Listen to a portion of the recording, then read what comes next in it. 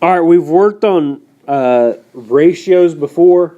Thursday we learned that ratios is a comparison of two quantities, but they had the same type of units. When we had quarts to pints, what we had to do was we had to change them to a smaller unit, so it was the same. However, right, so ratios had the same units. Now rates is a ratio of two quantities with different kinds of units. And then a unit rate is when that rate is simplified to the denominator of 1. A unit rate, you may have heard your parents say miles per hour. That's a unit rate because it's how many miles they would travel in 1 hour.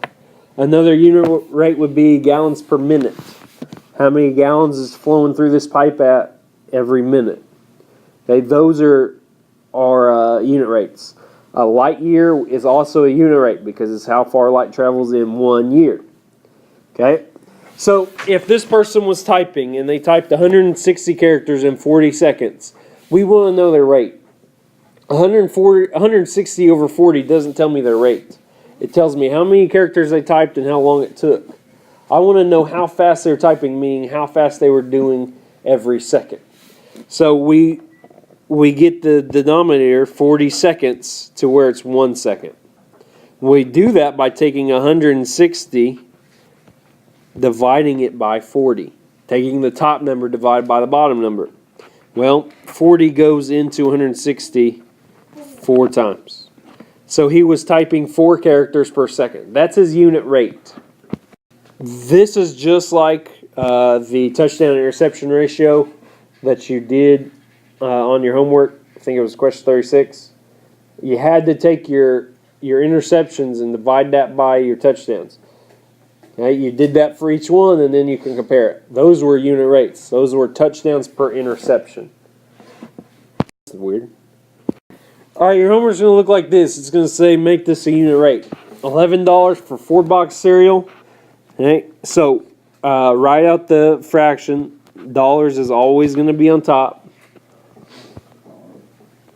$11 for 4 boxes. Okay, per 4 boxes. Per just means division. So that's why we write them as like fractions.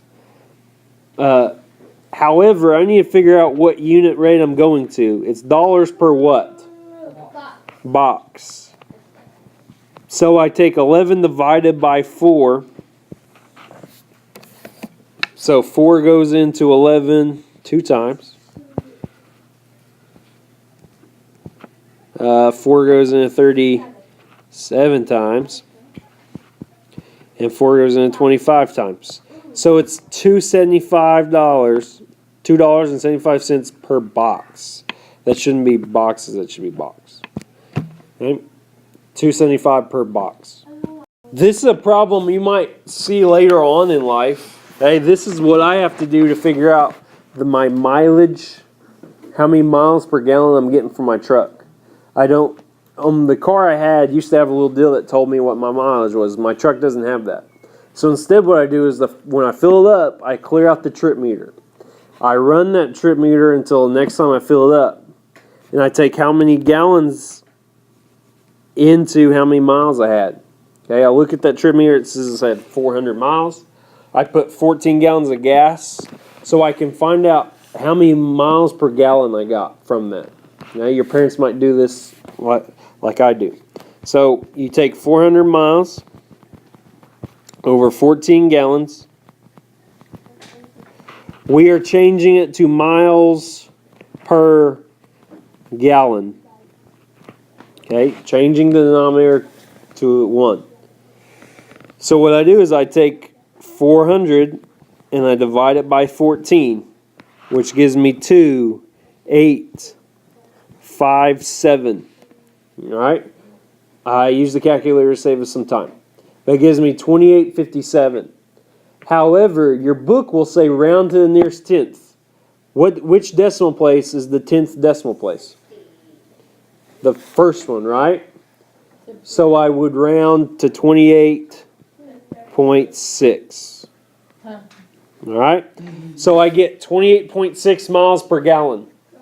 So, and this doesn't finish. Actually, you keep getting more numbers. Okay? But I only need the first decimal place, right? So I go to the second decimal place and see if I round up or I stay at 5. In this case, I rounded up, right? So if my truck went 400 miles on 14 gallons, that means I got 28.6 miles per gallon, which is a pretty good mileage. Any questions? Nope. All right, we've been finding unit rates. Now the problems on your homework are going to say find a unit rate for each of these and you can compare them. See which one's got a lower cost per song. This is something that you do when you go shop. Okay, which is the better, which one gives you a better discount? Which one's a better price? Hey, you want to find out what's going to cost you the least. So that's what people do when they price shop. Which is cheaper? At one store or this at another store. Same thing, but usually they're different prices. So what I do is I find the unit rate for store 1 and store 2. Store 1 is $12 over 15 songs. Remember, dollars is always on top. So I'm going to figure out the cost per song. It even tells me my unit for this unit rate, cost per song. 12 divided by 15 comes out to... no, it comes out to 80 cents per song. Store 1's 80 cents per song. I'm going to figure out how much store 2 is. So I do $9 for 10 songs, which comes out to 0.9 or 90 cents per song. So which one's cheaper? Which one has a lower cost per song? Store 1 at 80 cents per song. Alright, so we learned how to find a unit rate. We learned how to compare unit rates. Now we're going to learn how to use a unit rate. And that's what this question is asking you to do. It wants you to find a unit rate and then use it. So you need to write this down. It says a typical dolphin will take 34 breaths in 4 hours. So what we need to do is we need to find the unit rate, because then we can find out how many breaths it takes in 7 hours. So 34 breaths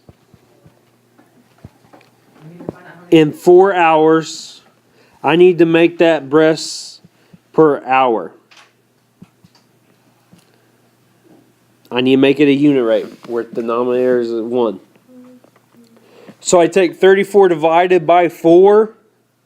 I find it gives me 8.5 breaths per hour. They take 8.5 breaths every hour. Now, do they normally take half a breath? No. Okay. What they would do, they'd actually take 17 breaths in 2 hours. So somewhere along the way, they do a breath, but it averages to 8.5, 8.5 breaths per hour. Now, what we do, okay, I write it just like this, 8.5 breaths per hour. And I want you to just do it like this, because tomorrow we're going to do converting rates. So you need to be able to do it this way. We're going to times it by how many hours they're trying to ask us to find. How many hours do they want? 7. So I write 7 hours over 1. I write it as a fraction, which just means I write over 1, because there's no unit to go with that. Now what I do is I cancel the units. I look to see where can I cancel units. What cancels out? 1. Hours and hours, right? Those units cancel out because one's on top and one's on bottom. So I get rid of those. What's the only unit left here? Breaths. Is that how many it's asking? Yeah. Yes. It's not asking for breaths per hour, right? It's not asking for a unit rate. It's actually asking for a number. How many breaths? So we just take 8.5 times 7, which is 59.5 breaths. Which units are important, so make sure you don't ever leave those out. No. Here's your homework assignment.